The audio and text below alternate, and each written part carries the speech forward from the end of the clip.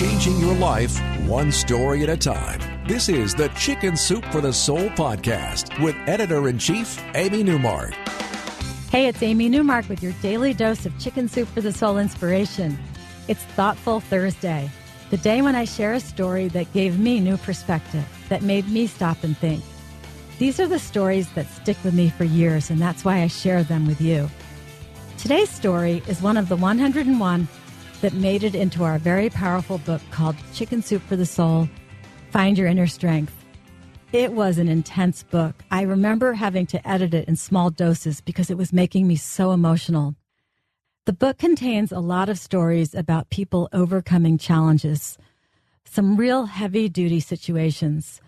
And the reason I'm pointing out this particular story today is that it has a unifying theme that ran through the book, that no matter what your challenge, people will try to help you. And some of us have a lot of difficulty accepting that help. It's amazing how many Chicken Soup for the Soul stories I read from people who have trouble accepting help from their friends and families. Sometimes these strong people resist letting friends and family provide them with clearly needed assistance, even when they are going through such difficult times. It actually takes strength to accept help. You have to look at yourself differently, and you have to cede a bit of control to someone else. Deborah Ayers Brown explains this in her story from the book. The story is called Poison Ivy. And Deborah tells us that she was facing major surgery, but she was treating it like another chore on her to-do list.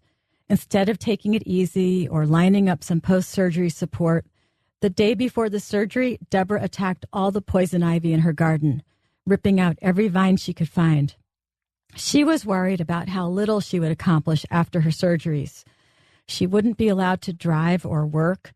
She wondered how her family would manage if all the driving duties fell on her husband. And then her friend Caroline called and said, "I know how independent you are, but you need to let your friends help you. Please, at least until you get back on your feet." Deborah said that she didn't expect to need any help at all, and she heard Caroline sigh as she hung up the phone. The next day, Deborah was so crazy, she even offered to drive the car to the hospital for her husband. And then when she came to after the surgery, she told her husband to go home. But he refused, saying, "You need me, and I'm here." And something about that gave Deborah an incredible sense of peace. She says it was like a long overdue surrender.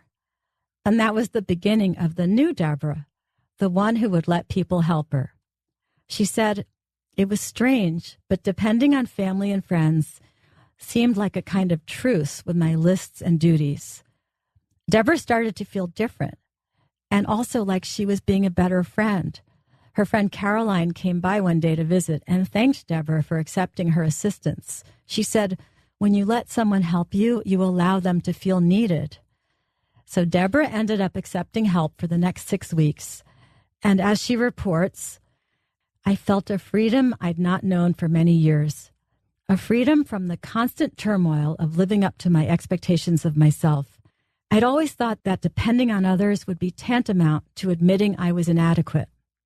Yet there was something incredibly generous about asking for help, something almost spiritual. I'd allowed responsibilities and obligations to strangle the life out of my relationships. Accepting help turned out to be the cure."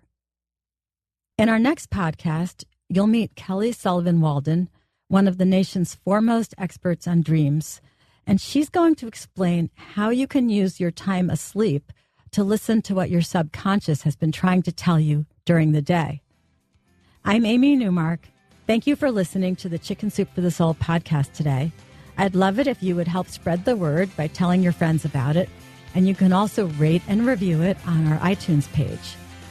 If you'd like to read more thought-provoking, life-changing stories from the book I mentioned today, Chicken Soup for the Soul, Find Your Inner Strength, please go to our website, chickensoup.com.